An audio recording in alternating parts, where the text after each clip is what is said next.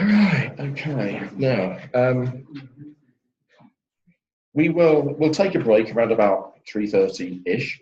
So I'm just putting you guys on notice to try to remind me on the basis that six heads are better than one, that I should stop recording or pause recording whilst we're having the break and then resume after the break, because I just had my knuckles wrapped for having a recording that was slightly longer than 3 hours from my previous visit, and apparently that's too big to upload onto the VLE. So drastic measures had to be taken, like getting a USB drive, loading it onto that, and then literally sending it to Jersey. So I must never do that again. I must have a recording that goes over 3 hours. So I figured that if we have like a 5-10 minute break and I stop the recording by carrier pigeon, I think.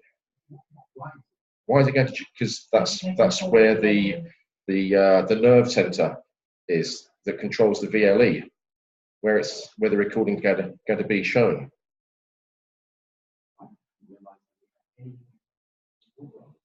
Oh God, yes. Yeah, that's the admin. So that's the brains of the operation. Just realised I was recording, so I'll stop there. Right. So let's have a kind of heads up of where we are. So last time, due to circumstances beyond my control, we had a very abbreviated Saturday afternoon, which basically boiled down to me interrogating Mark, and Mark very kindly offering all of his knowledge and experience to everybody, which was, I think, tremendous value, although a bit of a shock, obviously, to the system. And then on Sunday, we cracked on with Catherine Fuchs, and I think we managed to do chapters 1, 2, and 4, if memory serves me correctly, which only leaves us a couple to slosh through this weekend, so that's fine. But I thought we would save chapter 3 until the end. So I'm going to carry on this afternoon with chapter 5 and thinking about sentencing. My current thinking is that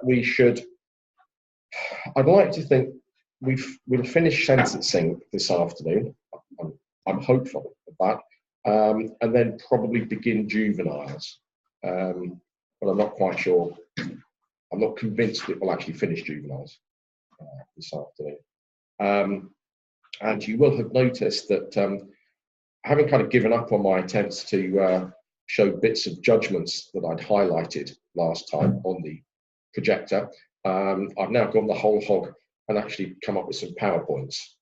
So, they're just about showing up at the moment on the screen there as far as the recording is concerned, but I will send those, and I think probably what I'll try and do is send all of this probably will be another USB by carrier pigeon to Jersey, send all of the judgments that I've used, so that they can just whack them up on the VLE for you, save you hunting through various sources. Although you probably still have to do that for stuff that's in the Guernsey Law Journal, unless I can be bothered to, which I have done from time to time, but bothered to, I don't know, copy and paste and then reformat and everything else into a Word document, the relevant judgments.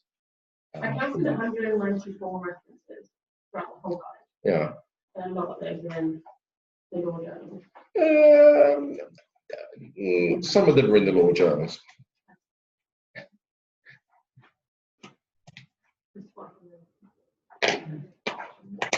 Right. Anyway, so we will crack on. Sentencing now. Yes, Mark. Yes. Mm-hmm.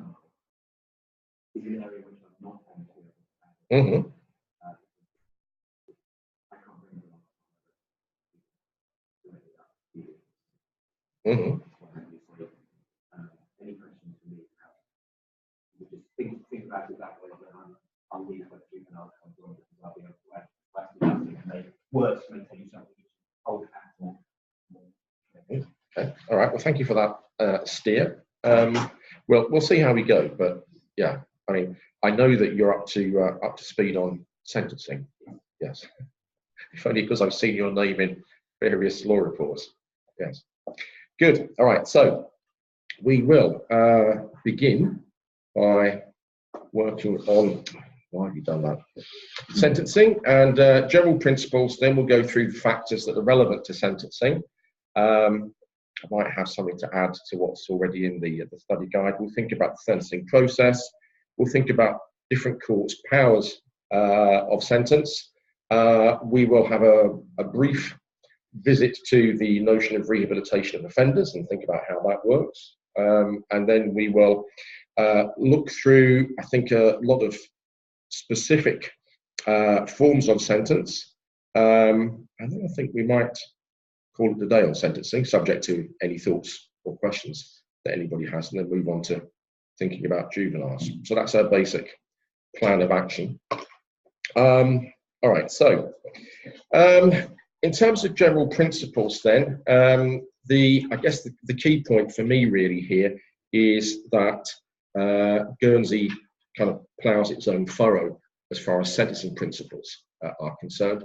And whilst it will take account of principles and policies, philosophies even, from other jurisdictions, notably of course England and Wales, it's always been fairly insistent that it does its own thing. And we can see that, for example, in this slide. Yeah, so I'm just a little bit confused because what I'm seeing here is different to what you're seeing, slightly different to what you're seeing up there. But so this is Felipe Nelson Burton from 2012, a case which is one of those that crops up fairly recurrently through the study guide, certainly as far as sentencing is concerned. So well worth having a look at.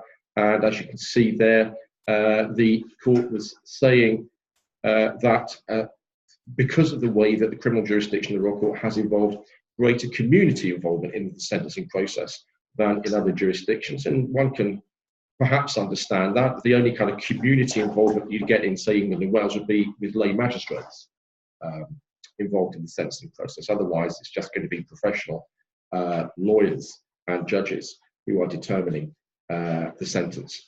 So jurats elected by the states of election for their independence of character and their disinterestedness, not to be confused with uninterestedness, which is an entirely different thing. So, as it says, rightly jealous of this independence. Oh,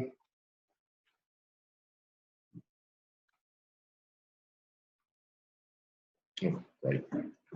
So, still in the Felipe Burton judgment, but we leapfrogged up to paragraph 100. So it says they're quite proud of the fact that apart from the fact that we have said Guernsey is an independent jurisdiction, a number of features can be identified that support on occasion a different approach to sentencing by the Royal Court from that which is adopted by the English and Welsh courts. And we've got 3 points there. Purpose-built modern prison, obviously very proud of there. And as it says, capacity to take those whom the courts deem merit condign punishment. So I think that's one thing there. Secondly, the statutory framework is generally different on sentencing, more appropriate for a small jurisdiction. As it says, in the atmosphere of keeping offenders out of prison, if at all possible, the Westminster Parliament appears to have endeavoured to ensure certain types of offender and offending continue to be dealt with in ways that assuage perceived anxieties of the community at large. None of these special provisions has any relevance here. So, there will be echoes and similarities if you're familiar with sentencing practice and principles, and indeed powers in England and Wales, but there will be certain specific points of departure. And one particular example is that third one there, parole system being different.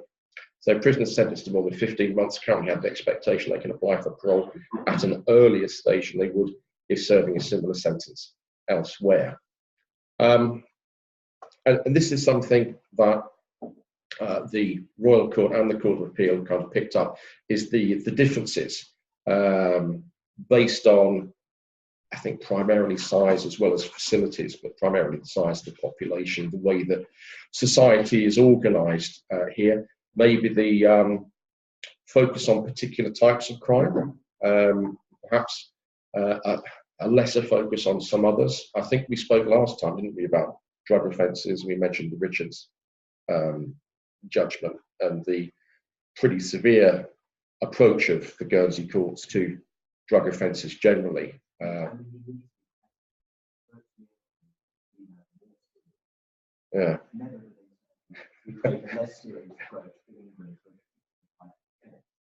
Yeah. And just on those points, firstly, for example, drink driving, industry you may well go to prison as a person of impeccable character, which I think is paper. Today, prosecuting for the law officer involved in them, he's just got 6. And if your sentence limited your record is this, that your sentence is 1. Yeah. It always seems to be ridiculous. Point comes when you're so drunk, if you're no longer actively considering your criminality, and yet you're going to prison. Yeah. And lots of people who are only time in their life will go to prison. The only that with all that flows from that, was one point of writing. Yeah. Second point is when we talk about the prison, if you're beyond a certain length of sentence, or you're a certain type of prisoner, you might well get sent to England. With all that goes with that, and when I represented someone who was deemed too high security risk for Guernsey to hold, he was sent to a category A prison in England. When you've been to the Guernsey prison, is a very different experience. You've got to do hand scans when you go in, and it's, hello, this is Dunster prison gate. It's, we're going to check through your hair that you're not trying to enforce stuff. This is the legal business. But it can be very different because the charge of something you say, well, all your family are here, and you're going to be going over there. Yeah. At massive expense. Oh, probably, yeah. Also, I'm sure these are coming out of the stream of consciousness. When you're doing your peer litigation, although Guernsey is a very small jurisdiction, you are nearly all the population on the prison are young men. If you're a lady in prison, you might well be in effectively solitary confinement because you might be the only female in the Guernsey prison.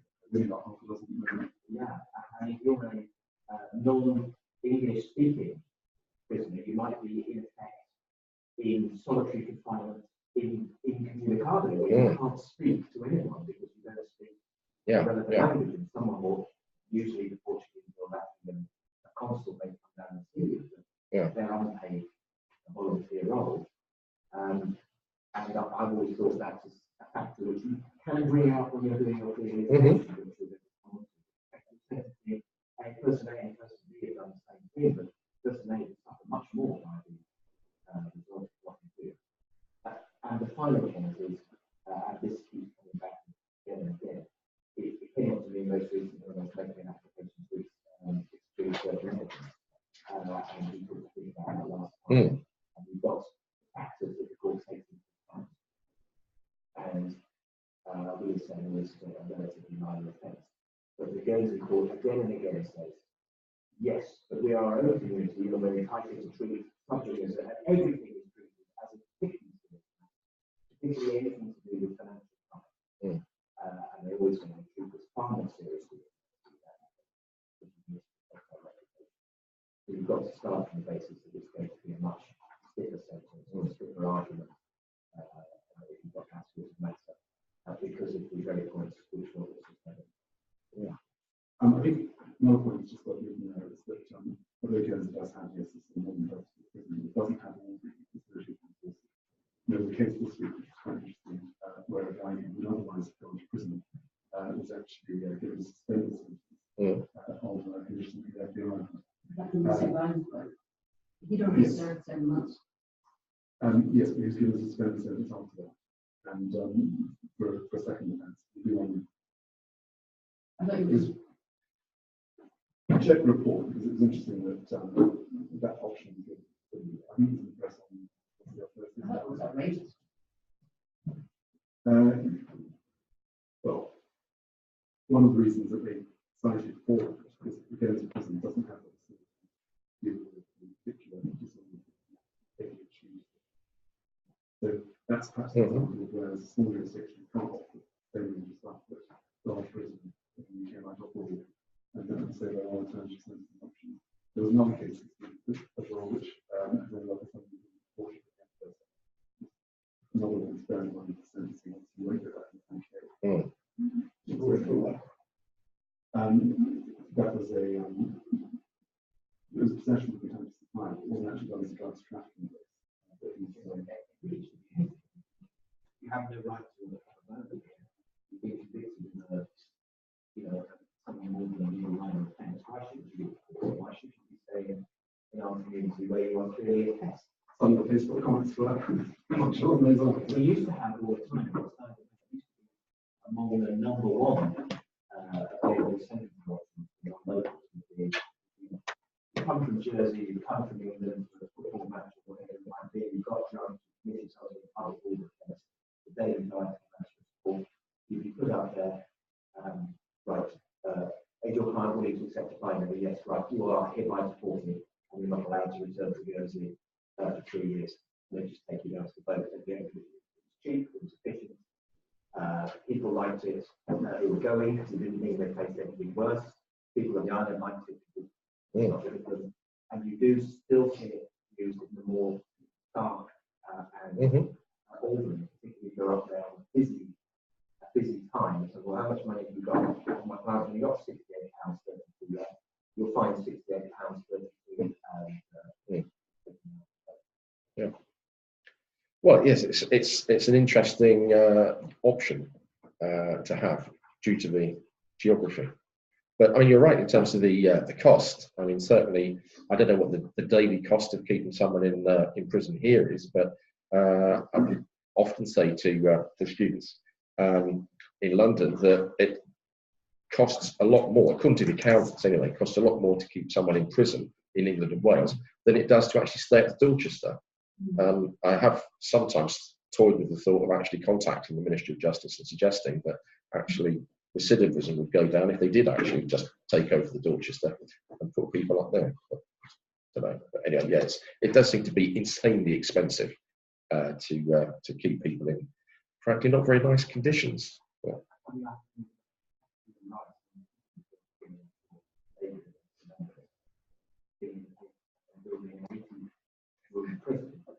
and 180 bedroom 5-star hotel, whatever it was. And the prison is more expensive. But the point they're making in England now, the short sentences. yes. Criminalising people for no obvious benefit long-term society. The Guernsey is packed full of short sentences. Yeah. You don't tend to see it anymore, but you certainly used to see on occasion the judges giving a whole series of 7-day sentences. Yes. Stop the appeals. Yes. Well, I mean, that it kind of reflects, I don't know, changing ideas or changing philosophies, really. Because I mean, you're right. It used to be things like short, sharp shock, or the clang of the prison door, that sort of thing, or gates, would kind of bring people to their set. That was the thinking, anyway. And now we seem to have gone through 180 degrees and be concluding that actually it makes no difference. I mean, I think if you are someone that's never been to jail before, I think it makes a massive difference to you. And as Mark said, I mean, you could end up even with, 3 months, 6 month sentence. You could end up losing your job, losing your home. But that's where we are. So people have different ideas, and you get these criminologists, come up with different kites that they want to fly, and things go in and out of vogue, don't they? Really. Developing part of the exam might be like different parents on the basis that we go to take something more seriously to use it as a right, on that point, I think I've got a number of slides that look at different situations. Yes, okay, good. So this is a case from 2014, Granger, paragraph 48, and this is an example of, as it says there, particular situation. So gun crime, rare within the bailiwick, and there's various cases from the Court of Appeal in London, a couple of first instance decisions from Jersey, but the advocates involved have found nothing actually within the bailiwick and was of assistance, so that's not very surprising. Bless you.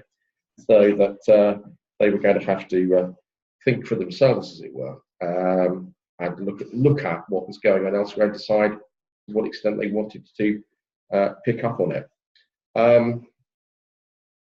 They went on with reference to, again, I think quite an important case on sentencing, Wicks, Sharp and Towers. And I think these are three conjoined appeals. I don't think they arise out of the same fact patterns or circumstances, although they're just three different appellants whose appeals raised similar issues and were therefore joined together.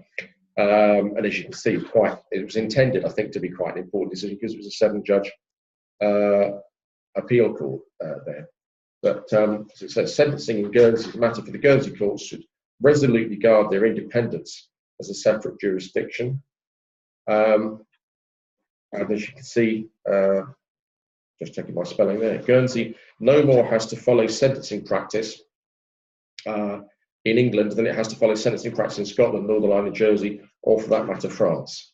So it can choose, but it cannot be compelled. So it does look very much like it's kind of let's see what options are on the menu, and then see if there's anything that appeals to our appetite. And if it doesn't, we're going to jolly well do our own thing. So maybe guided, influenced, but by no means led by what's going on in other jurisdictions. So this is the Granger Court of Appeal, referencing back to an earlier decision, slightly earlier decision in Wicks.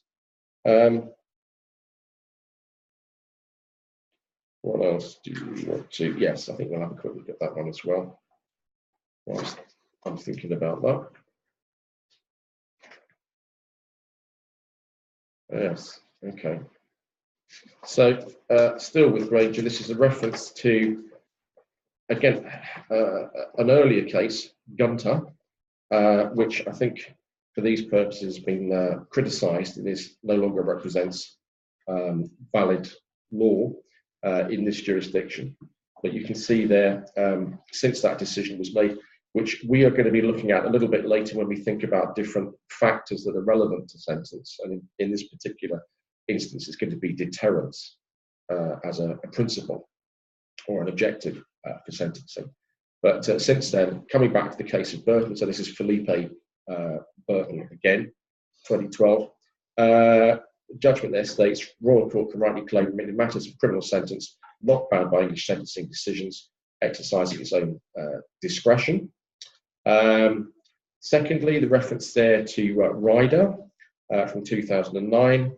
This court made it clear it's open to the Guernsey courts to impose heavier sentences for offences of violence than are imposed in England and Wales, simply because of the desire to maintain the particular and relative safety of Guernsey. And then, if you like, looking comparatively speaking.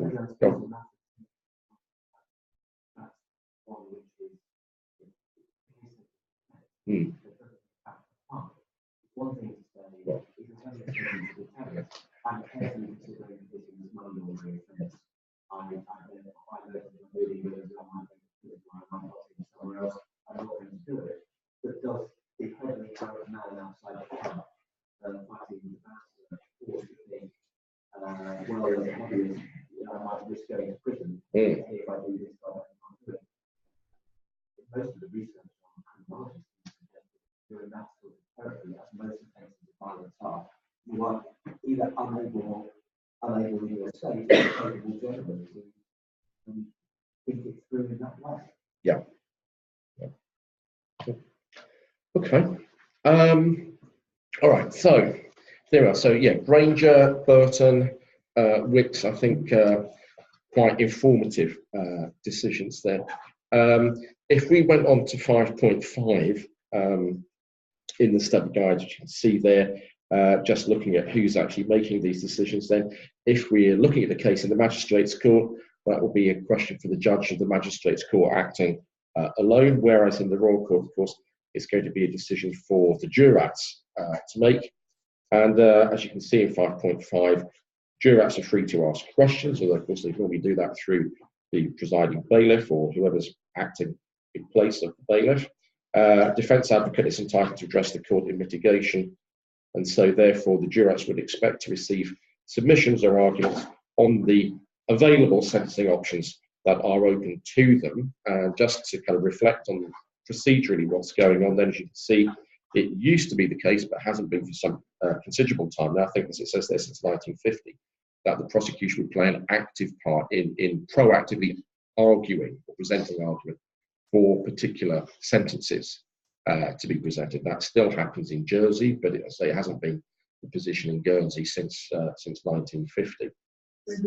Sorry, so the law, the prosecution's input into the potential sentence goes in at the very beginning there when they're deciding what charge. That's one way to have an influence on sentence, certainly, yes.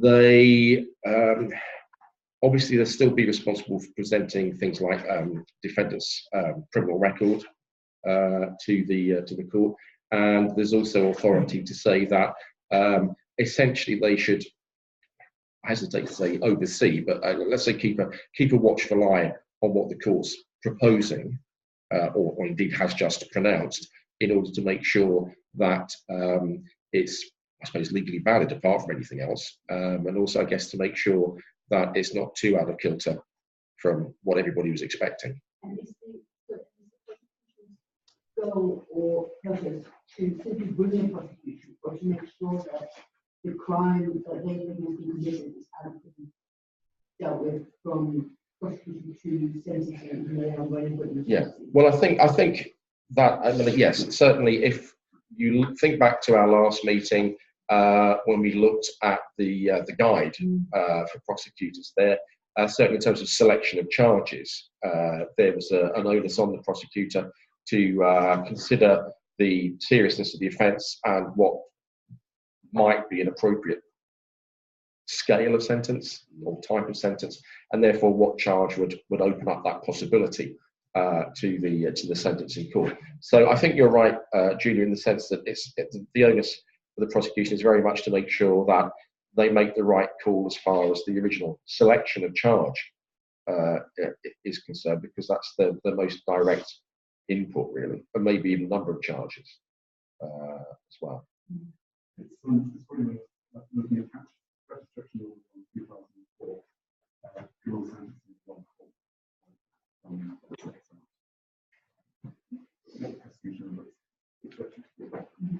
Yeah, but in practice, the one that would come up most often in prosecution is where you are trying to agree. You're guilty of the assault and you plead guilty to it. But did you hit him once? Or did you hit him once and he fell down and you kicked him repeatedly? Or you're being prosecuted for some offence like McDonald, who was up towards the back end of last year. He was guilty of possession of firearms without a licence, which is a strict liability offence. And I know there was a discussion there with the prosecution as to whether he was just guilty because he possessed this bag that happened to have firearms in it, but he'd never checked what was in the bag, or whether he in fact knew that it contained firearms and willingly took them knowing he didn't possess the licence. And he's guilty in either circumstance, but the sentence is likely to be lesser for the just committed it technically. And there are seems to be an increasing number of offences of strict liability as you go along with the drafting. That was quite an odd case, wasn't it? Was it Fallas? Was he involved in that one? They were looking for Mr. Alps and couldn't find him, and they went to McDonald's house. Was it Fallas's house? I can't remember. Well, somebody's house anyway. And he produced these two bags. It's very unfortunate.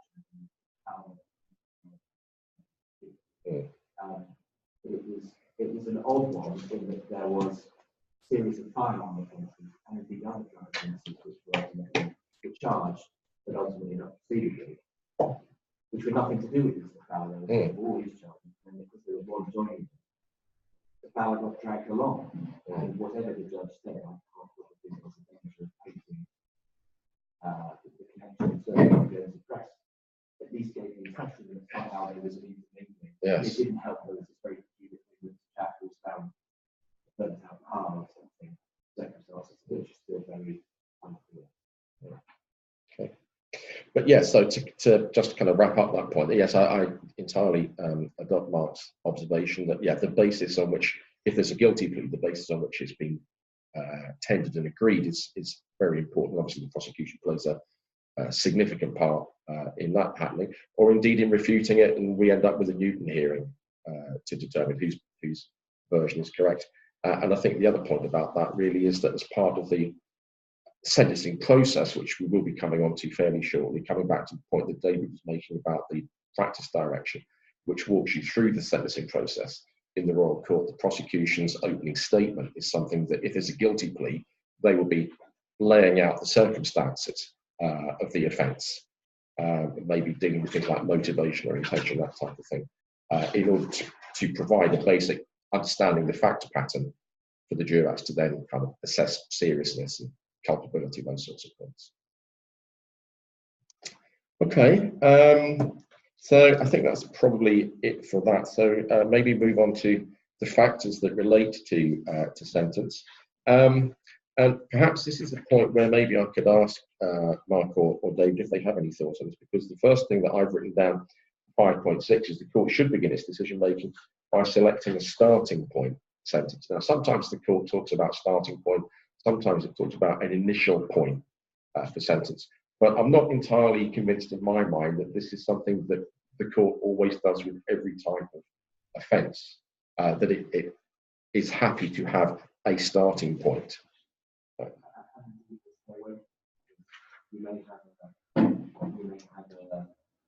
maximum, an offence with maximum sentence of 12 months.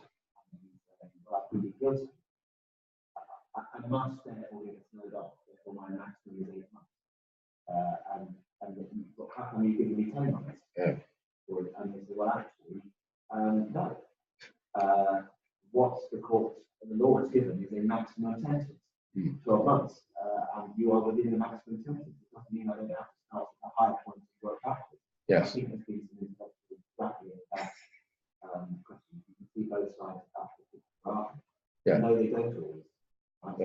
David has much more experience in the magistrate's court now than I do. But you just come along and say, take into account this and I take into account that. And I give you credit for guilty plea, and I teach this person good character, and I note the excellent references. However, this is a serious matter, and the custody threshold has been passed, and the sentences, whatever it is, rather than in the drugs case where they definitely do say, we know you had this many drugs, and therefore you're starting. Yes. Yeah. Well, I mean, I was looking at, I can't remember the name of the case now, but I was looking at the case yesterday where that was in the magistrate's court, and I think the guy had finished up with, he pleaded guilty, finished up with an 18-month prison sentence. And they kind of worked through credit for a guilty plea, and, he was a previous good character and stuff. So, they'd sliced bits off, but they finished up at 18 months. They said, I think in the Court of Appeal, it's clear to us from looking at what the Royal Court had to say on this, that the way that this worked was they had a sentence for it was multiple offences. They had a sentence for this one and a sentence for that one and a sentence for another one. And when you added those all up together, what they had in mind as a sentence was 4 years. And you think to yourself, well, yeah, but hang on a minute, because the aggregate in the magistrate's court is 3. So how's that working at all? But as Mark says, they basically, they sliced bits off, gave you credit for certain things, which eventually brought it down to 18 months. And they were quite happy, or the magistrate was quite happy that was within the jurisdiction of the magistrate's court. So that was the sentence that was passed. But as part of that reasoning process, the court quite happily gone up to 4 years, which is a whole 12 months more than that court had the jurisdiction to impose. So it's an interesting approach to working out what the appropriate sentence is going to be. Yeah. Right. Okay. I think that was helpful. So, aggravating factors. There are a number of these. Yeah, sorry. What is the point? What is the point? Well, yes and no. I mean, it is. It's. Well, no. I mean, I think it's an important point. It's not something that specifically appears in my plan for this. Obviously, the defence is entitled to make a plea mitigation. what I've always said, I've probably said it to these guys, so I apologise for saying it again, but at least I'll be consistent. What I've always said is that plea mitigation, for me, consists of three discrete components. One is it talks about the offence or the offences. Two is it talks about the offender. And three, it makes some practical suggestion as to what the appropriate sentence might be. So those are the three, I think, basic components for a plea mitigation. And in terms of talking about the offence or offences, yes, you're going to hold your hands up and say there are aggravating features here if there are, and you can't kind of shy away from them. But yeah, maybe he was only the lookout rather than the brains of the operation. Look at him. Does he look like the brains of the operation? So anything that you can say that is mitigating as far as the offence itself is concerned, and then on to the defendant, who I think almost by default, in my experience, turns up with somebody who's either just had his baby or is on the verge of having his child, sitting there in the public gallery, and being offered a job by his girlfriend's dad, miraculously, etc., etc. So. Popular doing criminal law, really in a plea of guilty, very modest number end up in a not guilty trial, and of those, the majority probably end up in a guilty verdict anyway. So it's the single biggest thing that is doing. It can be mostly the only point of it is that the defendant feels everything could possibly be said, as he said, and he goes to the cell thinking, I've had a fair crack at the whip. Or hopefully he doesn't go to the cell block if you well, really well. Thompson, but you can be, I find, quite difficult. You tend to, I suppose, if you're a good advocate, but you have to identify with the client. And I find that you're always trying to turn over every card to make sure that it's done. It can be a bit dispiriting to find that every card you turn over is not getting you where you want to go. Particularly if someone has very difficult circumstances. It can be very dispiriting. And the one just practical point is that quite often when you start, you read the excellent probation service report, which has been ordered by the court, and I quite often said in the court, look, what's the point of the probation service? What's the point of ordering these reports by these experts in criminology if you're not going to follow them? But you find that time and time again, the probation report always recommends a sentencing option 1 or 2 notches lower than the court ends up giving, and it can be a bit dispiriting, and it can be something you have to warn your client about before you go into court, because they've read their probation report. Oh, thank goodness the probation officer says X. It doesn't mean the court's going to follow it. I mean, indeed, in certain types of cases, you're going to say, well, I've said that, but not what. Yeah.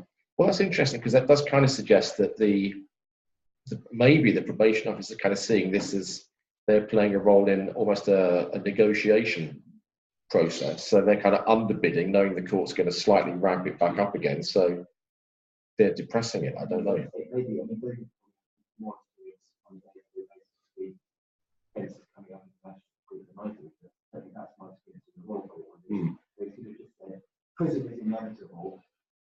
There's nothing we can do, or we'll deal with it. Or please pass some sort of post-sentence order. We'll see what we can do. But I don't think we have the same experience with the next court. Yeah, I think generally the probation reports are, in my experience, they often will go with guidelines. But sometimes, because they have just quite a good range of sentencing options, community service there's a very popular in most cases. But then equally, there are some offences, particularly ones of violence and sort of public disorder and so on, where they do like to send out signals, not sort of everyone goes and people get custodial sentences where they wouldn't communicate. And you see that time and time again in drugs, people sort of come over with very small amounts of this the person used, which wouldn't bash an idea to Brighton or Southampton or London, but you go into it, you can see us.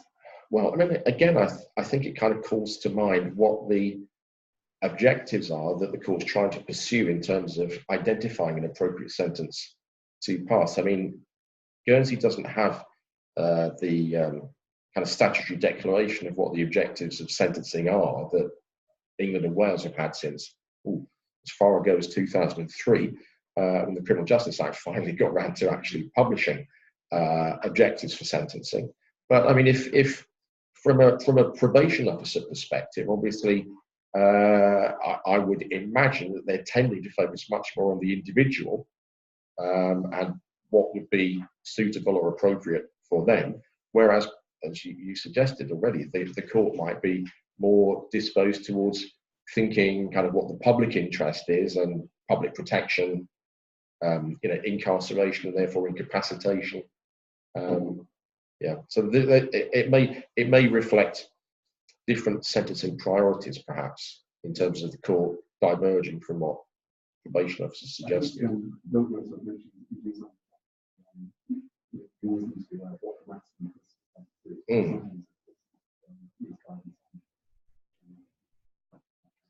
Yeah, there's something else that occurred to me when I was reading through a judgment the other day where there were multiple defendants. I think it might have been the Hammond case, but it doesn't really matter which one it was. They had multiple defendants, and they were referring to having had probation service reports. A report had been ordered and provided on D1, and then it said by and named the probation officer that had provided that report. And there was a separate report on D2 by and then named a different probation officer.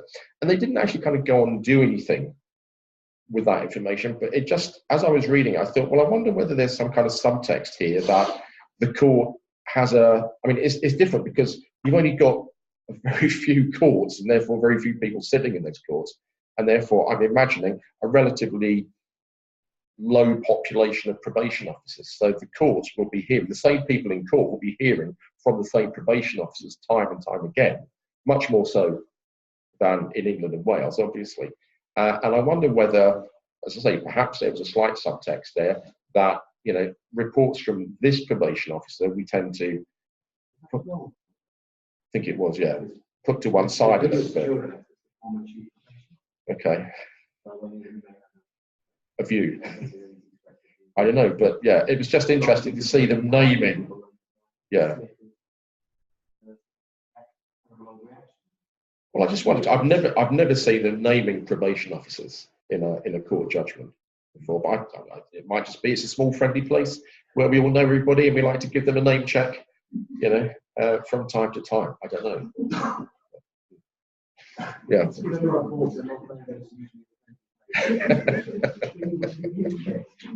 Okay, all right. As I say, it was entirely without comment, so I'm probably reading far too much into that. Okay. Yes. Now, I've started in small one in terms of factors relating to sentence with aggravating factors, but it occurred to me as I was looking through this that actually, to be fair, I don't think I've said anything anywhere about previous convictions, and that would be the sort of thing that would really kind of be a starting point in England and Wales for the court to think about aggravating factors. Indeed, again, statute requires a sentencer to take account of relevant previous convictions and to treat them as an aggravating feature unless there's some particular reason not to do that. And I think the reason for its absence here, apart from my stupidity, is it's just not something that I've actually picked up on reading judgments that the courts have made a big deal of defendants' previous convictions. I mean, they sometimes refer to defendants' good character and giving credit for that. And again, they seem to take a slightly different approach to defending good character here than the courts probably would in England and Wales, as in terms of a more generous approach. I think they're more enthusiastic here in terms of treating somebody as being a good character, even if they have got a slightly dodgy record in their past, whereas I think it's a lot tighter in England and Wales. But people don't seem to make much reference to previous convictions here, really. So is it a big thing? I suppose that's Mm. one of the things you should do, reduce the list of increase. Right back to caution received in 1954 for covering apples or something. They're all there, permanently forever on your level. Yeah. Which I thought it was all wiped years ago. Well, the policeman told me caution did nothing. Yeah. Here it is on the policeman's Yeah, yeah. computer. You might want to speak to the politicians who may know nothing about the case at all, particularly do when you say, well, this is the second time we've tried to X. I'm going to read it out. But look, these were a very peculiar set of circumstances. It was a long time ago when it was a smoking apple when it was 13 or. Yeah. And you may be able to make a prosecution say there's nothing else relevant character, nothing relevant. But they do, apart from saying there's nothing relevant, there's nothing of any relevant character. You just hand up this condition. Yeah, but I'm saying that in the judgments, it doesn't really seem to play any significant part.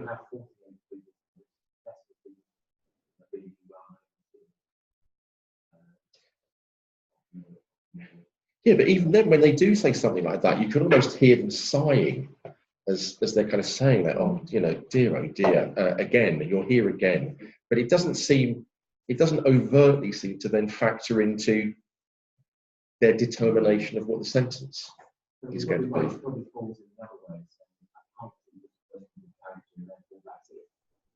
Yeah, yeah.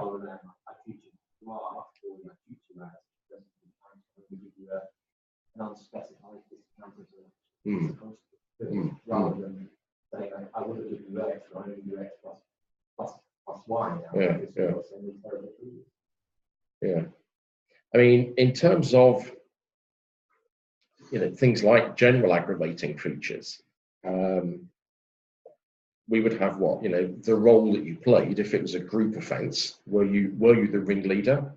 Were you kind of playing an ancillary role? Were you the kind of stupid, look out, keep your watch around the corner, that type of thing? Things like whether it was spontaneous, whether it was planned, that would be something else. Is it aggravated due to some kind of racial or religious malice directed towards the victim? Those don't seem to really kind of crop up at all from the judgments that I read. Yeah.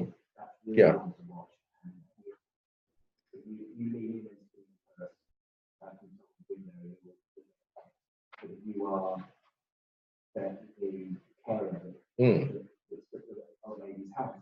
You feel you're spending the X, it's going to be 2X. Yes. It occurs in the financial services sector. Again, they make a strong point saying you must send out strong. Yeah, well, that's interesting because I think there's a number of kind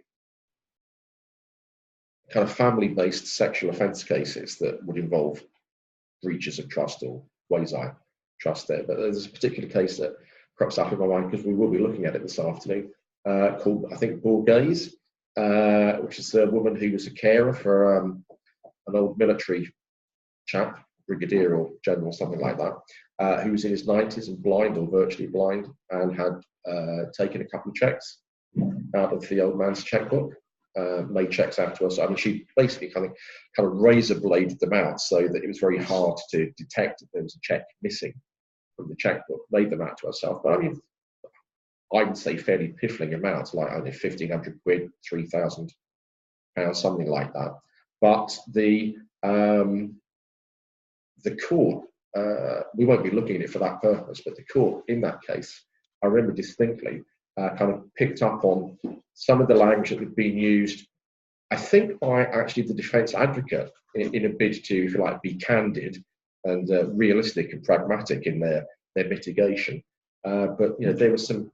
The court added to the list of, how can I put it, derogatory adjectives that were being used there to describe or define the defendant's activities in doing this. So really kind of, it was very clear that the court took an extremely dim view. I mean, the guy was in his 90s, as though he was blind, he was dependent on others, and she'd been fairly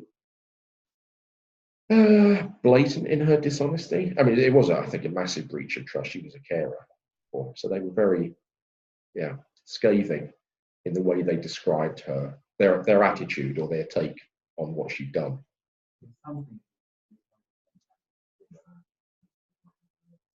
And everyone who's been approaching a certain way. It does seem to me that you are charitably calling it in a bid to be realistic. If people, some of the defence advocates say, why are you saying that? You are not the prosecution. It's not your job to point out every bad thing possibly be said. Not talking about misleading and called by mission or acting, but you don't have to. Why are you saying that? And I think there must be a clever point you're coming to. I sat there and thought, but no, there isn't. No. But everyone knows the experience. The other obvious one in sentencing, I'm sorry, that you see, I'm sure no one in this room, but you do see the newly qualified advocate. My client is an elderly man. Blah, blah, blah.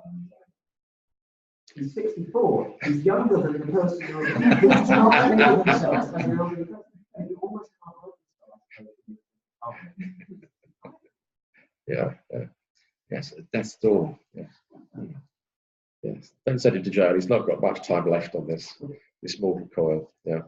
All right. Now, the other thing that I'm also conscious that I haven't mentioned anywhere around here, and criminal courts in England and Wales would see these as, they'd like to express they see these as aggravating features, but they're usually offered by the defence as mitigation. That offence is taken into consideration. Is that something that happens here at all? Because I can't recollect ever seeing it mentioned in a judgment. And so you do have It can happen. Yeah. And if you've got a client of that sort, you're really, I think, totally negligent to not get their slate cleared off. It's really very nice.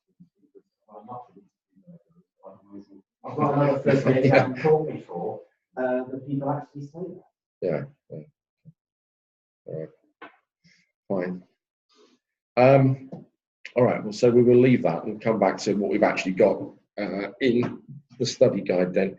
So as you can see, there isn't anything here that resembles in any shape or form the Sentencing Council that now sits there doing all its work and its research and consultations for England and Wales. So that's not to say that courts here don't pay any attention to the guidelines that are published by the Sentencing Council, but whereas judges at home are basically required to follow the guidelines laid down by the Sentencing Council, and if they do depart from them, they have to be very clear and explicit and can probably expect to be appealed against if they don't follow those guidelines. Here, of course, as we've already noted, Guernsey courts will have a look at some of those sentencing guidelines, but do not in any shape feel they are bound by them. It's simply something to have a look at that might literally be a guideline rather than something you're statutorily required to follow. Even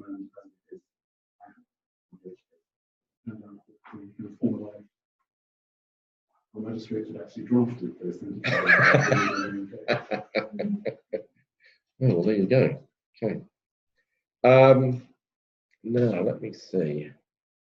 Isn't there a case on that where they then tried to argue that that person was somehow moved in the lawsuit? Where they tried to appeal that case because the judge hearing it couldn't possibly be independent because they had a hand in drafting.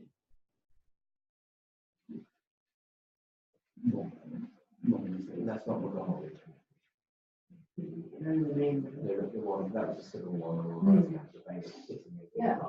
That was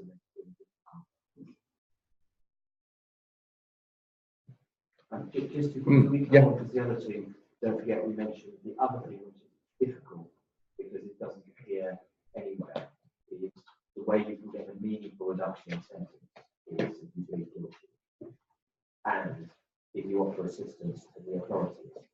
And when I was here last time, we talked in the obvious context if someone is giving assisting to the drugs case. But it doesn't have to be that case. It can be any form of criminality. And it can make some of the cases when you look at them, and in fact, I think it's partly driven why cases are not quoted in their state guidance cases.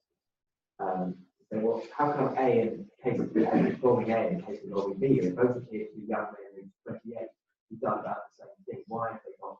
2 years and everyone's And it could be that one of the influence variables that aren't reported about family or history and what have you. You know, but it could be that A, we've got much less with some authorities, and it's something you have to bear in mind if you're doing this report. You're often the only way you can get a meaningful reduction in sentence. And also bear in mind that actually your sentence, if you're charged with some sort of well, let's just say theft. But it really arises from the money laundering or drug trafficking or terrorist financing. It used to be, you've got X years, that's it. Now, there's always a confiscation of proceeds of crime here that goes with it. And that's a whole other legal process, which is not technically, I think, part of your sentence in the sense of you get, you've got 3 years or whatever it might be. But it will result in something that for your client may be actually just as bad as the sentence, because what is going to be ordered is going to cost them their house, and it may be that your client so violently disagrees that it could cost them more years in prison. I can't remember the name, but one of the people who was involved in the Hatton Garden jewellery robberies, he was up, I think, in the court in England, and he'd been given a certain period of time in prison for the robbery. And they then done this proceeds of crime confiscation hearing. And they said, we find that the total value of your proceeds of your crime was, whatever it was, £1 million. But crucially, we find that your available funds to pay are £500,000, whatever it was. And we therefore sentence you in addition, you've got to pay an additional £500,000. And if you don't pay it, you're going to get another 4 years. And even if you choose to do the 4 years or whatever it was, you still owe the £500,000. And he came up and said, but I don't have £500,000. And that may not be right, because there's all sorts of presumptions and what have you. But the court came in and said, well, no, we agree that was the appropriate decision. And if you say you haven't got £500,000, you've got to take option B, which is to do the extra 4 years. So you can have this whole additional, doesn't apply for violence or like that, if it's involving money. You could find you've got this whole additional sentencing process. So for some clients, could be just as bad as it's going to cost them their house. Or whatever. Yeah. Okay, thank you. So I've given you the case of Wicks. As I say, it is quite an important case in 5.7. As an example, as it says there, a 7-judge court sat because it was going to review the earlier Court of Appeal case of Gunter, which I've mentioned already, and all 3 defendants in that case, Wicks, were up for offences of making or having indecent images of children, and they'd all appealed against their sentences. So, as I say, the court conjoined their appeals and identified a shopping list, basically, of aggravating factors. So you can see there are 6 there: breach of trust, or of the child being a vulnerable child, threats or promises, manipulation through providing drugs or alcohol in order to produce the image, large number of images or showing a high level of personal interest or collection over a significant period of time, distribution, if the images have been widely distributed, if the offender has financially benefited from the offending. Here, we do actually see an example. They're relevant previous convictions. And lastly, the fact that the images are or include children from within the jurisdiction. Yeah? Not something I think that would be a relevant consideration in England and Wales. You know, where the children are from.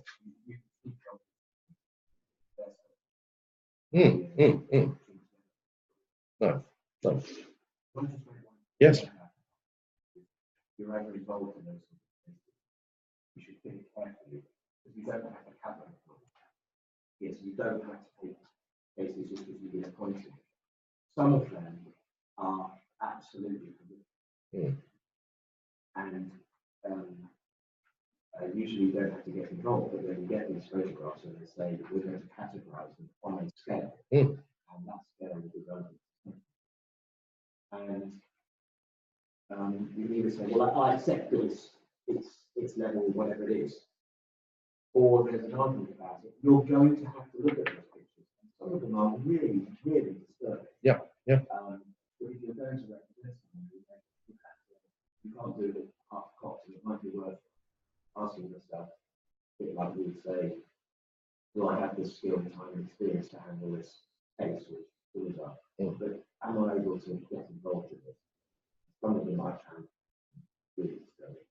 Well, I think it's a massive issue in England and Wales, certainly for Crown Court judges, who are finding that this is now representing a significant portion, for at least some of them, significant portion of their work, and they will have to sit there and look at a lot of that. And frankly, they should be receiving some form of counselling to assist them with that, or I don't know what the alternatives are, but yeah.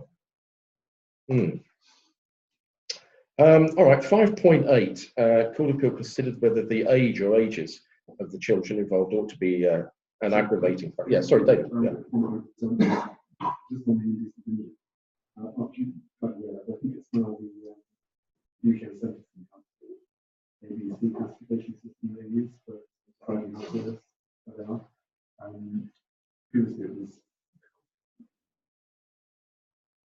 the Sentencing Advisory Panel. It was 5 days of images had what was called the Codifying Project, but I think that's now been superseded by the ABC Sentencing Council guidelines. Okay, thank you for that, David.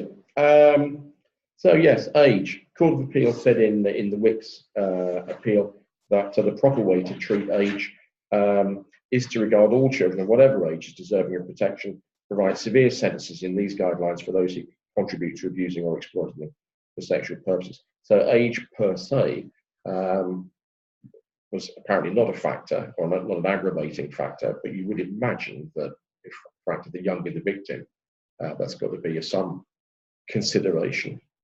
Anyway, there we are. Second point then, credit for guilty plea. Again, sticking with Wicks, you can see the quote there. Royal Court has from time immemorial invariably adopted the practice, whenever an accused elects to plead guilty, of allowing a discount to the sentence would have been handed down had the matter proceeded to a full trial. What that discount will be varies according to the circumstances of the case. Again, that is, I think, possibly a point of departure from England and Wales, where it's very heavily regulated and has been for a number of years now. It's been the subject of a guideline document from the Sentencing Council and the body that preceded that, which may well have been the Sentencing Advisory Panel that David was just referring to there. Credit for guilty plea is very highly regulated, so that normally the maximum credit that you could be looking for would be 1/3, and it will come down depending on subsequent to, if you enter your guilty plea at the first available opportunity, you'll get your 1/3 off. The later you leave it, you could end up, if you kind of apply to change your plea mid-trial, it's never a great idea, but if you applied to do that, these days you might well end up with a 0 discount, where the court says, well, all the things that we were trying to encourage, like you showing remorse, being candid, accepting responsibility, saving the victim from having to testify or having it kind of preying on their mind for the months leading up to the trial, none of those things have been saved. Even the cost to the taxpayer of the trial, none of that's been saved because you've waited until after the prosecution closed its case. Now all of a sudden, now you realise that conviction is pretty much inevitable. We're trying to claw back some credit by changing your plea to guilty. Well, we don't care. Yeah? So you're going to get a 0 discount for your very late in the day conversion to recognising your guilt. So that's how it works. But there's been a very almost mathematical process. So 1/3 off for a guilty plea at the earliest opportunity, down to a quarter of, if it's sometime between that first available opportunity and let's say the start of the trial, and then from there on, anything from a tenth down to 0. But it has almost been that kind of like direct sliding scale. I don't think it has. I don't think it's presented here as having quite that degree of mathematical precision. I mean, I think that's an illusion anyway, but I think it's not presented here as having that degree of mathematical precision. Also, a point of departure on credit for guilty plea is that in this jurisdiction, as far as I can see, there's still a heavy loss of credit for guilty plea if the court takes the view that you really had no alternative but to plead guilty. In the most recent version in England and Wales, again, I think it's for policy purposes, and you can't lose sight of the fact that courts do, certainly in England and Wales, tend to pursue policy objectives. There's obviously been a policy decision taken within the Sentencing Council to say, even if the defendant didn't have any option because they were, caught standing there with the bloody dagger still in their hand, smoking Uzi in the other hand, so they had no alternative at all. Nevertheless, there may still be objectives that have been met by the guilty plea, like nobody had to testify against them, nobody had to go through being cross-examined to get to this point in the process. And they save the taxpayer money as well, which is not to be ignored when it costs, I think, about £4,000 a day to have a Crown Court trial.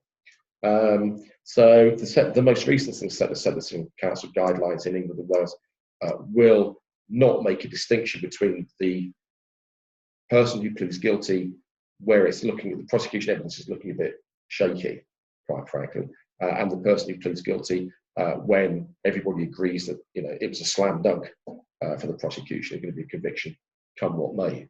Really, there just wasn't a defence to offer. Sorry.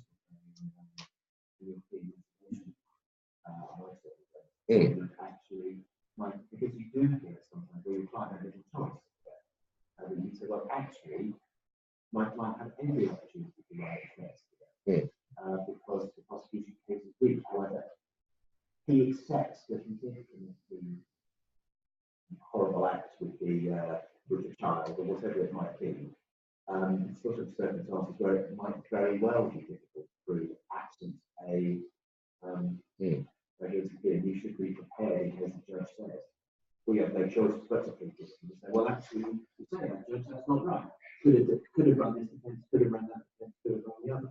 And then you usually find it. Right. Yes. You acknowledge, you said in those cases that you can't, as a choice, you can still make that point when you choose those opportunities. And they will get credit for it. Yeah. And then in some sense, you can't credit for it. Obviously, it's not quantified, but there is some credit for that. Yeah. Okay.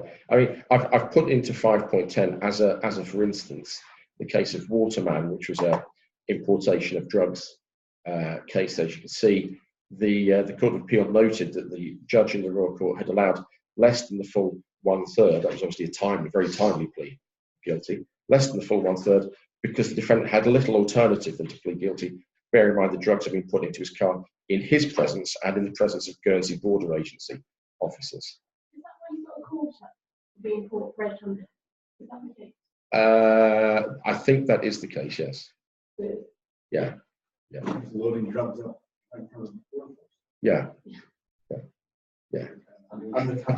Yes, they weren't in full dress uniform at the time.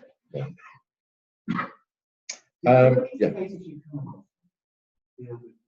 What used to be, if you attack the integrity of the police officer, you are going to get an aggravation. I'd say I don't know, old school judges. I think that's still a consideration. I haven't come across it particularly. No. I don't think I've ever come across a situation where no Guernsey police officer has been attacked at all with any consequence. So maybe it just doesn't happen. Fine, upstanding body of men and women. That is true. Actually, that's the advantage of living in a small community. The long view of village on someone who Yes, we see it. It probably still behaves. I mean, we didn't look at this in evidence last time, but something that I think is long lost from the law of evidence in England and Wales is evidence of reputation. Nobody ever reduces evidence of reputation these days, unless it's to do with sentencing, to do with showing that you are someone that involves yourself in charitable enterprises and that sort of thing. That would help. Yeah. But reputation is something that is. Where would you get evidence of reputation from? Whereas perhaps within this jurisdiction, reputation counts for a lot. Yeah. Okay. All right. I'm skipping over some of the slides because I think our conversation is rendering them superfluous, but they'll all go up on the VLE as soon as possible.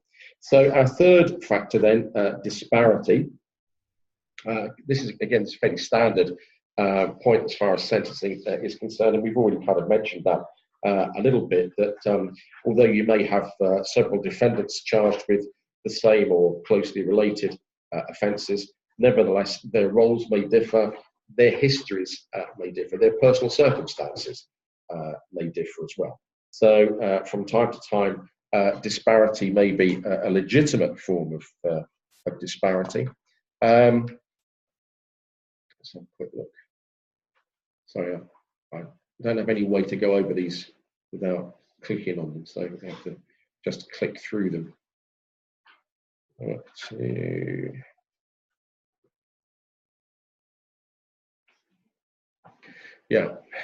So the Hammond case, which is another one that I've referenced quite a lot in the chapter on sentencing.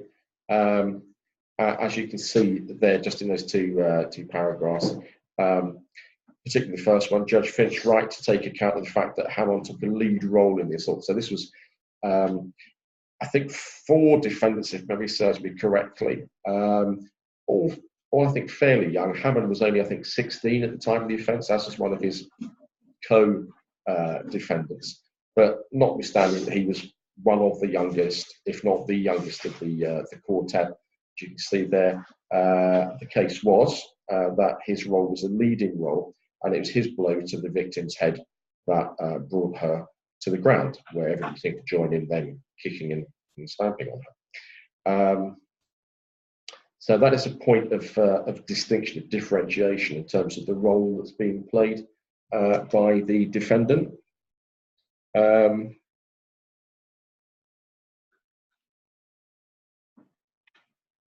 Similarly, you can see there, in the case of Bond from 2003, considerably different sentences being passed there. I think this was a drug importation, if memory serves me correctly. Bond sentenced to 9 years, Curtin sentenced to 18 months on the first offence and 1 month concurrent on the second. Bond is appealing. Curtin, perhaps unsurprisingly in those circumstances, hasn't decided to appeal, just let sleeping dogs lie, really. And as you can see there in paragraph 7, the advocate who appeared for the appellant Bond accepted that 9 years was a sentence that seemed to be consistent with the guidelines laid down by the Court of Appeal in the Richards case. Obviously, Richards was a lot newer then, because Richards was 2002, this is a 2003 appeal. But the advocate therefore wasn't really saying that the sentence was of itself, normal sentencing answer would be what, manifestly excessive, wrong in principle, something like that. None of those points were being taken by the advocate here. The primary argument was 9 months versus 18 months. How's that working?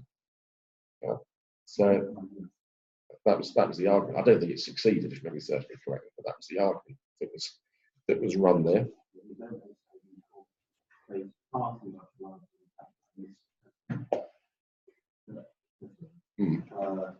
was a young lady. That seems to be the basis on which they, and she got away extremely lightly. Hmm. Yes. Well, that's kind of coming back to a point that we'll if we, let's see,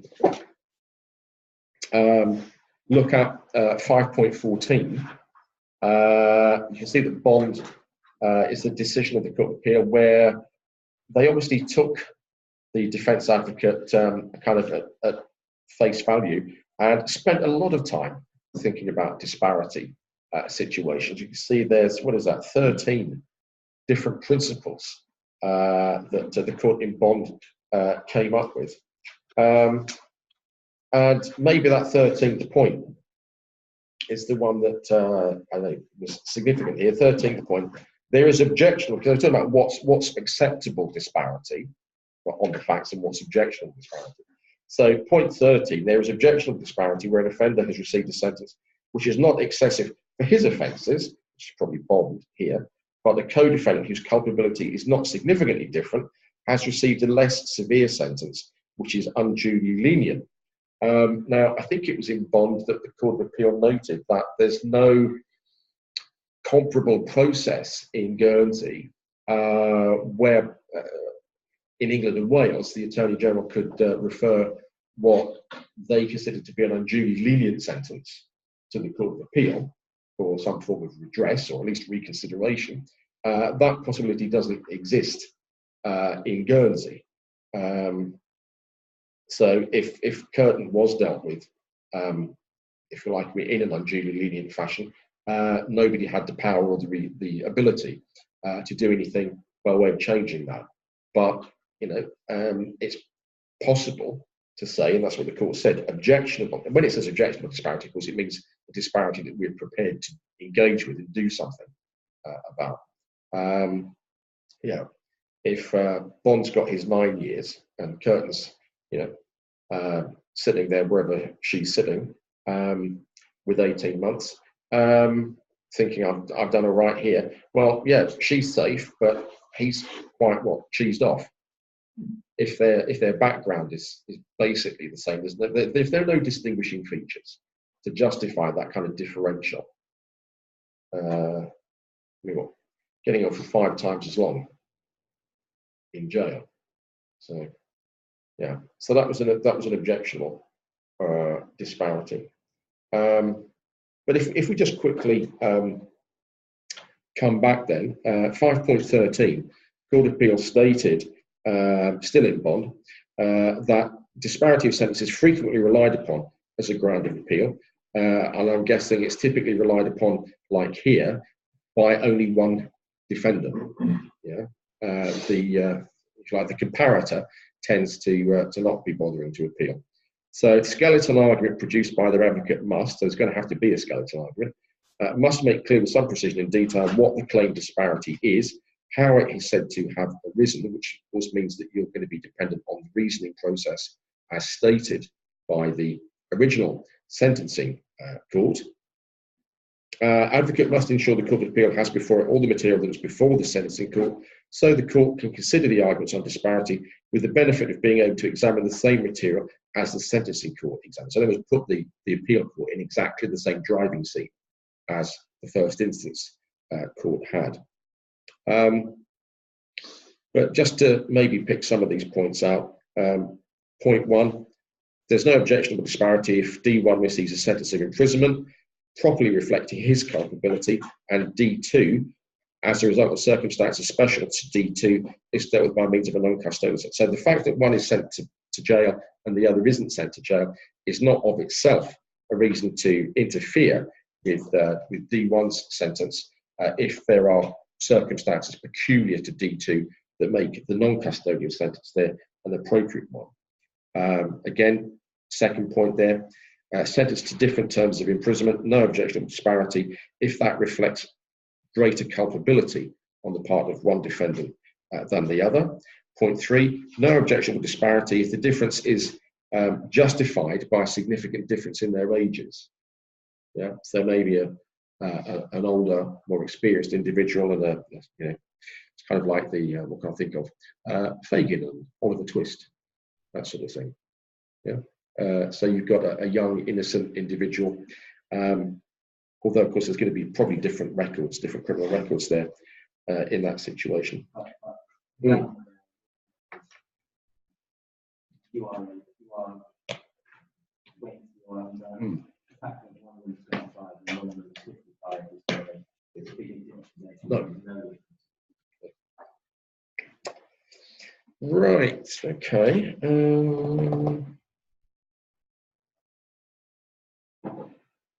Oh, all right, yes, okay, so there is a slide that just kind of expands on the Bond case a little bit factually, which might be helpful to try and get your head around that. So you can see starting point for Bond was 13 years, and that finished up in the Royal Court as 9 years.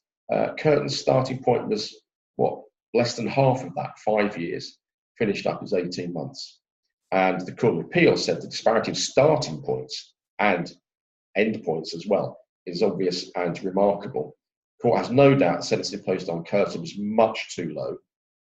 Royal Court seems without justification to have thought that Bond and Curtin could be sentenced separately on a standalone basis without having regard to what the other one was receiving. This was misconceived, said the Court of Appeal, since they were correctly charged on the same count. Curtin's sentence appears also to have reflected, I think this was Mark's point, to an inappropriate extent the fact that she was a woman, not a man, that she had the long-standing medical condition of depression, a condition which could readily be treated in prison, the fact that her family was supportive, and coming back to the disparity of age point there, also appears that the sentence imposed on her reflected in part division of opinion amongst the jurors on her guilt, which is an interesting observation. Says there's some disparity of start point and end point for the two of them was appropriate. In the court's judgment, the starting point for Curtin should have been at least 6 years and the sentence in the region of 4 years. There we are. Did you do, yes, all right, I think there's another slide there, so let's have a quick look at that. So this is just kind of carrying on with their reasoning process. Right-thinking members of the public with full knowledge of the relevant facts and circumstances would consider that something had gone wrong with the administration of justice. And that, again, is a nice illustration of the sort of, if you like, consideration that the court would have there when asked to review a disparity argument. Yeah? The disparity between the two sentences is objectionable and unjustifiable. So what's the court going to do? Follow the practice established by the court previously in the Shane Harvey case and reduce to a reasonable extent Bond's sentence, so down to 6 years, so that's what, a third of what it was, even though his sentence was in accordance with Richard's guidelines. So we've finished up with a situation here, which I would say is, in my experience, relatively unusual, where the Court of Appeal has basically finished up with saying two wrongs make it right here. Yeah, her sentence was wrong, should have been higher. His sentence was fine, but we're moving it down to something that it shouldn't have been in order to feel happy about the balance between the two of them. So I think all one can say there is that Mr. Bond was very fortunate in that situation.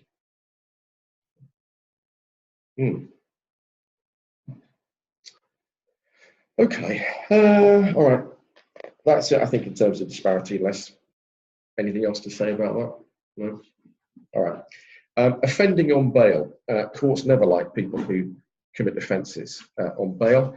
Indeed, it's normally one of the reasons for withholding bail from somebody. If you consider there's a danger that they will offend, sometimes described as reoffending or further offending, which I always think is a kind of prejudges the issue in the case somewhat. So yes, that's why I call it committing offence on bail, not committing further offences on bail. So as you can see, 460, Hammond again, committing offence whilst on bail for another offence will be treated as an aggravating factor. Reflects the fact the defendant has, as it says there, not exercised the prudence that one might have expected given his present circumstances. So in other words, if you're already on thin ice, don't start jumping up and down. I think that's the basic idea there. So You can see, again, it's coming back to Hammond then, paragraph 22. Clear from Mr. Finch's remarks, Hammond would have received a shorter period of youth detention. So I think he was only 17 when he was sentenced, having been 16 at the time of the assaults. But would have, received a shorter period of detention if he'd only been charged with the Mill Street assault, which was the nasty one, the really nasty one. The third, fifth, and sixth charges faced by Hammond all involved separate incidents on separate days. Each of them could have merited a consecutive as opposed to a concurrent sentence. And further, and this is the important part of this paragraph, the later offences were committed when he was on bail. Equally, there was one of the other the rest of the quartet, Carrie, received a consecutive sentence for an offence committed when she was on bail. It is right to treat the commission of offences whilst on bail as an aggravating factor, resulting in a heavier sentence. And they made the same point later on when they were looking at another of the defendants, Jennings, in the context of her appeal against sentence because she didn't want to have her baby while she was in jail. So, which is an entirely different point. Anyway, so as you can see there, offending whilst on bail always like to be treated as an aggravating factor. Okay. Right.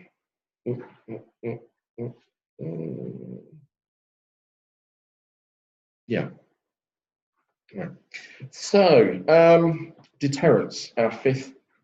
Sorry, go on.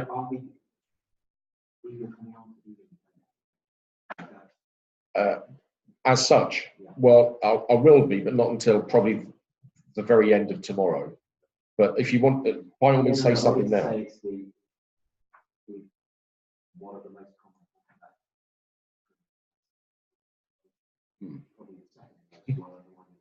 Yes. Yes. Yes, but you won't be here tomorrow, so if there's something that you'd like to say about it. Yeah.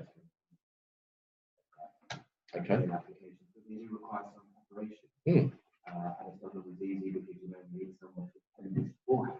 What you really want to say is, you have a letter from your boss saying your job is open if you get bail, but not open if you don't get bail. And you have a letter from your mother saying you can go back and live at her house, and she will make sure you supervise there.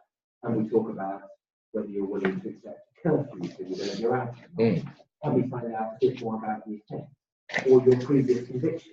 Or I've got loads of previous. Or when you were out at night. In the police may know that, and you'd be able to say, right, well, in that case, a curfew, nighttime would be appropriate. Or, it's a serious matter, you say, well, I do actually have a passport, I'm happy to surrender my passport. Or you're happy to lodge a sum of money as security, or even the rare but still used, you get someone to come along and offer surety so that they will lose their money if you do it. And unfortunately, you get to do it. Bail application can make a huge difference, particularly if you turn up in the magistrate's court and someone's charged with a serious offence. And chances are they don't get bail first time round. They might well spend a year, and sometimes you may be talking 2 years in there for your case coming on to trial. You've got a complicated, difficult case or a complicated, difficult defendant. It can be a long, long time sometimes. But again, that's something what we've done on that already. Yeah, and more perhaps. Yeah. Yes. Well, kind of bringing that back to where we are in terms of not offending whilst on bail. There was a case that I only came across it yesterday, but it's a case from last year. Where it's case 36. So that was Fawcett, yeah. And it was the defendant's father had provided security, about £10,000. But the security was premised on, as well as making sure that Fawcett Jr. turned up to the proceedings, that he didn't offend whilst he was on bail. And he had various other conditions, including, I think, not to contact the complainant. And he contacted the complainant and was brought back to this jurisdiction from his residence in England. And there was some question about what was going to happen to the £10,000 that Dad had deposited as security. with the court. So it was, yeah, eventually it was considered by the court and determined that in fact the Guernsey courts had no jurisdiction to impose as a condition on the security that the defendant not offend. So it wasn't a legitimate objective or purpose behind requiring security. The only legitimate purpose of having a security or a surety is to guarantee attendance. So that kind of brings it full circle, really. Yeah. Okay. All right. Next one, deterrence. Now, this in the study guide kind of starts off with the case of Gunter from 2011, which, as I say, was heavily criticised subsequently in cases like Wicks, not that much longer after the event. But you can see there the quote in 516: if a particular kind of offence is on the increase locally, or is becoming a serious social problem, severe deterrent sentence may have a salutary effect in modifying criminal behaviour. It may also satisfy legitimate feelings of abhorrence, which are likely to resonate more strongly in a small community such as Guernsey. So again, you can kind of see almost implicitly in that very short paragraph a couple of sentencing objectives, deterrence being the major one there, but to reflect social condemnation for behaving in that type of fashion. However, in Gunter, the court went on to suggest that deterrence itself wasn't a separate consideration and that their approach to deterrence should be the same as it is in England. But subsequently, not very subsequently, Wicks 2011, so the same year, and then Granger in 2014 departed from that. So as you can see, the court in Granger, 3 years later, approved the decision in Wicks, saying that in Guernsey, in relation to the need and efficacy of deterrent sentences for the offence of making indecent images of children, that applies with equal force. That was the Wicks situation, applies with equal force to offences involving the use of real or imitation firearms, which is what Granger was all about. And you can see in 517, I think I probably have put it on a slide anyway, but I think you've got everything that you need. Yeah, in 5.17. Again, the point being made there that England's a big place. What happens in, I don't know, say Manchester, possibly not very much interest in Birmingham or Truro or vice versa. Nobody really cares. Whereas potentially everybody cares here. So they're saying that rare for a case, it's a bit depressing really, but rarely a case in England involving the offence of making decent images of a child or children would receive national publicity, and therefore it would be unlikely that any sentence for that sort of offence would have a salutary effect in modifying criminal behaviour. Compared or contrasted with the situation in Guernsey, any such case is very likely to be given prominent publicity in the local media. Sentences that we propose designed not just to reflect increasing abhorrence to this type of crime, but also to deter those in this bailiwick who might be tempted. So again, yeah, abhorrence and deterrence both feature in there.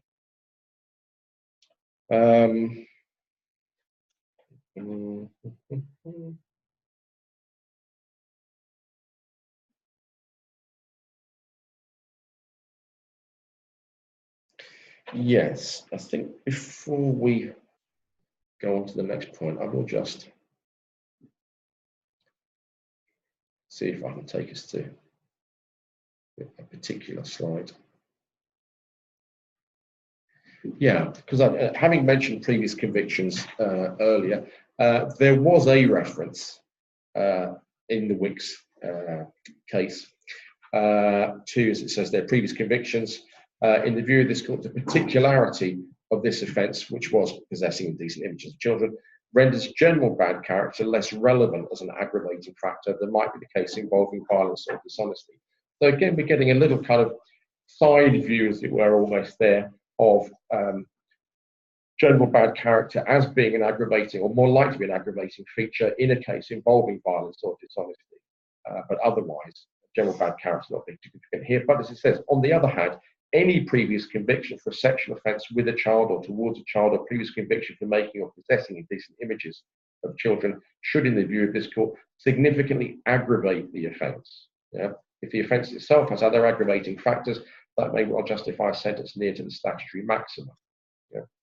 And a reference to the case of Oliver, which I think there is a slide which I didn't bother showing earlier on, but yeah, my feeling on that is that Oliver's not a particularly important case for us to think about. But you can see there then, so if you're up for an offence of making or possessing indecent images of children, and you've got that already on your record, then you're going to go away for a long time, basically. A longer time, shall we say. Right, okay. Sixth point then, impact on family. Yeah. Now, this is something that it would be relatively easy to think is a kind of new phenomenon, and 5.18 kind of picks up on that with its reference to what the ECHR, Article 8, right of respect for one's private and family life.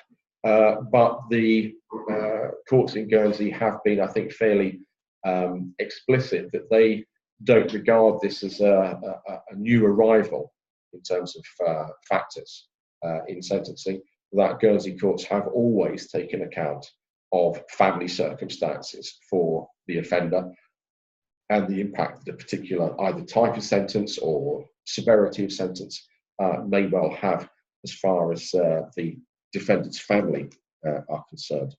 And I've put a couple of examples in there. So the Bourgaise case that I mentioned earlier, which was the carer of the very elderly ex-military gentleman, where she'd very carefully removed a couple of checks from his checkbook and made them payable, made them out in sums payable to herself. I mean, it's the sort of thing, it's a very clumsy sort of offence. I mean, yes, she effectively, I think, razor bladed the checks out to make their detection a lot more, well, it's going to take longer to think about it. And as I say, the old chap was blind or virtually blind, so it would have been hard for him to think about it. But he was getting bank statements, and that's where he found out that these checks had manifested themselves. And it wasn't like she kind of parlayed them onto other people and perhaps taken a reduced amount. She just made them out to herself and paid them into her bank account. So it wasn't a massive feat of detection to actually work out who was responsible. I do not see your thinking running parallel with most of the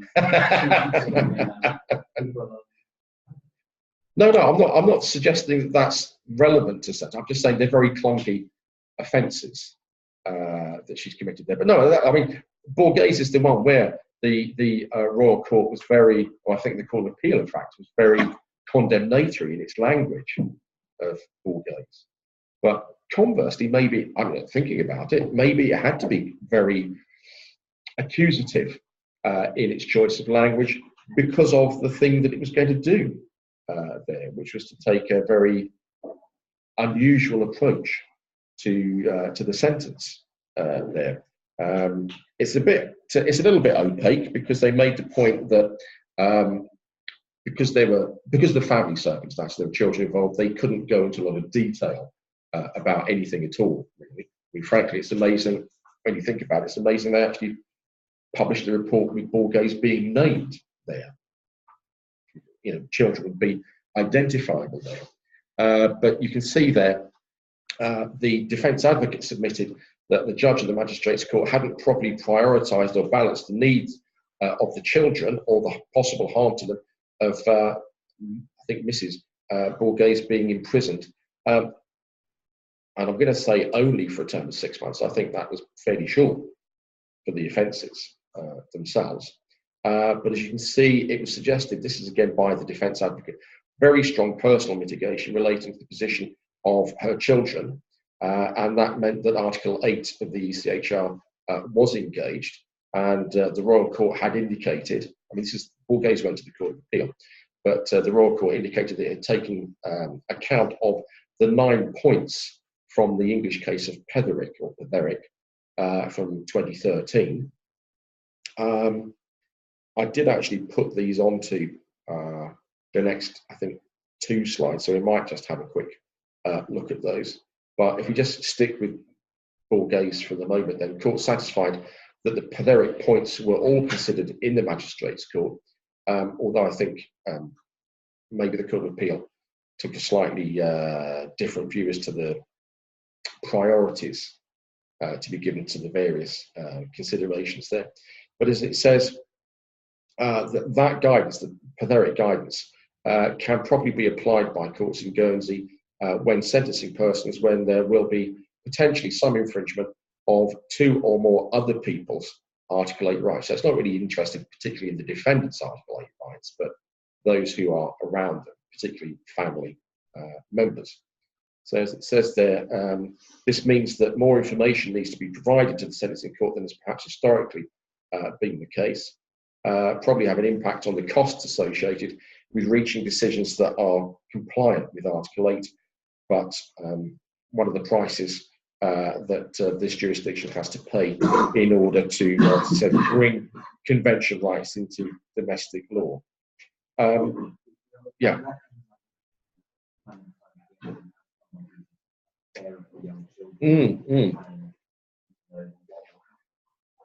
And if they can go to their aunt's house and that's all geared up, that's one thing. If there's no one where they can go, that ups the ante.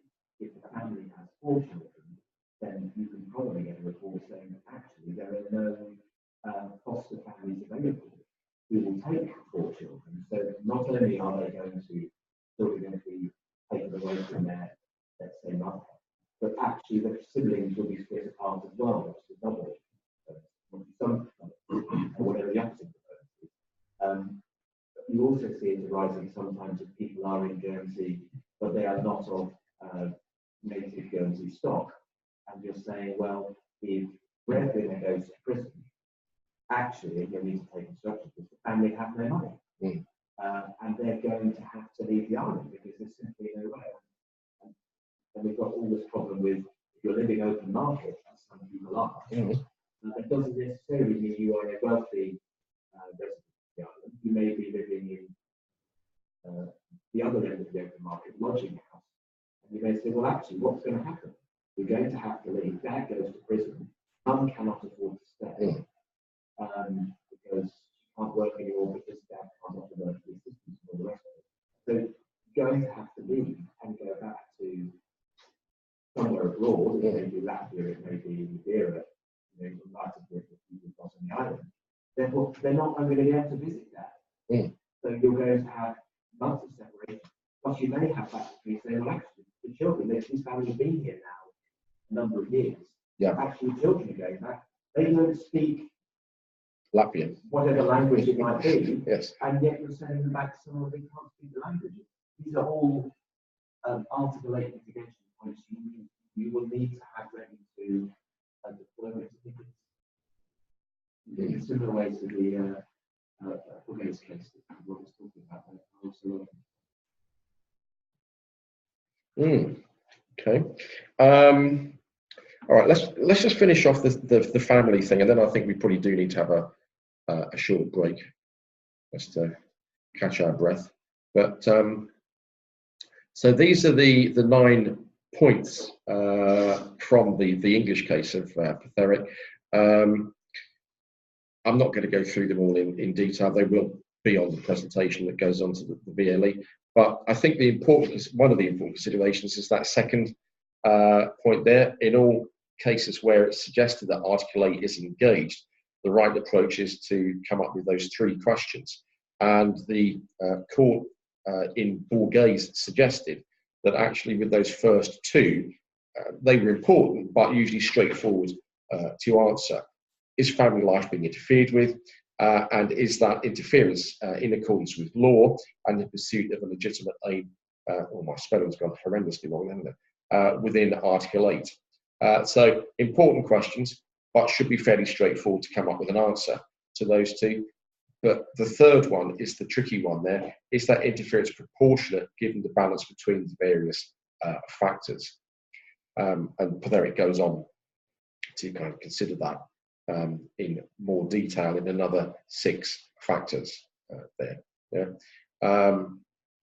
As you can see, for instance, point 7, interference with family life, which is Mark's point, really inherent in a prison sentence. But obviously, if it's a non-Guernsey family, that's probably going to be more problematic there. Likelihood that it will be disproportionate interference progressively reduces as the gravity of the crime increases. Interesting point. Point 9, as I say, I think is an important consideration. These principles are sufficient to guide sentences, simply reflect long-standing practice in the criminal courts. And that's exactly what the court in Guernsey said as well. We didn't have to wait for the ECHR to come along and form part of our legal framework to take account of these sorts of considerations. And in the case itself, and this is, I think, Catherine, actually, Advocate F is Fuchs, invited the court to revisit the personal litigation involving Borghese's children. Sensitive nature, and as I say, that's why it's kind of difficult for us to get too much specific guidance from this, because the judgment is opaque. Must be respect for the privacy of those involved. Details are not being set out for public consumption, but the court itself, both courts, had seen detailed reports from probation officers. They related to her present offences. She'd also had, I think, 3 earlier offences, all at the same time. Those 3 were all at the same time, of, I think, fraudulent claims to state benefits. So kind of, it's all offences of dishonesty and getting some cash that is not yours. Says brief character references, medical reports, detailed psychological report provided in respect of Borghese's children. So that's this kind of material that one might have to rely on. And that's kind of reference back to that earlier slide that talked about the resource. It might be very resource heavy to make these sorts of points before the court, because of the material that you're having to lay out before it. Other examples, as you can see, McDonald was cited there. Prison sentence on a woman who was a single parent was replaced with a suspended sentence, and then a suspended sentence supervision order was added by the Court of Appeal. And again, from Hammond, court accepted the submission that sentencing court may take account of the effect of a sentence on persons other than the offender, especially when sentencing the mother of a young child in circumstances when the sentence would deprive children of the offender from parental care. And obviously, in the case of a single parent, that's going to be any parental care, effectively.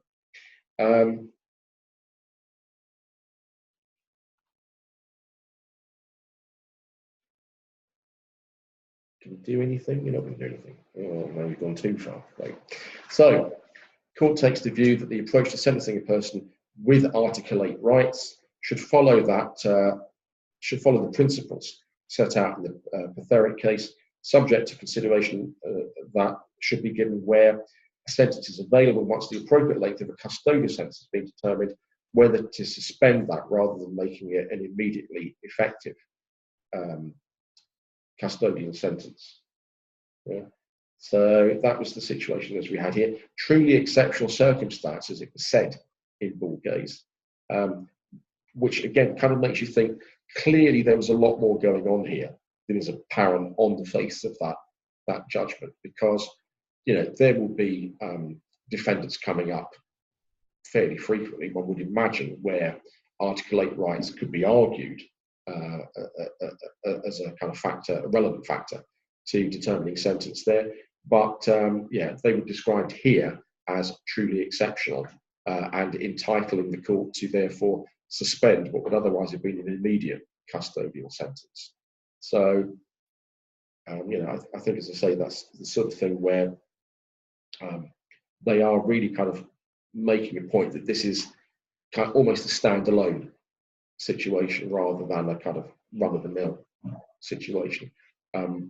Whether that's a true reflection of sentencing policy, or whether it's more of a kind of message for public consumption, I don't know. It's an interesting point. All right, should we give ourselves a break until 4? you want a bit more? 4:05? 4? 4? Okay, all right. Can I just make one point of fact? Yeah. Which is sensitive. I bet different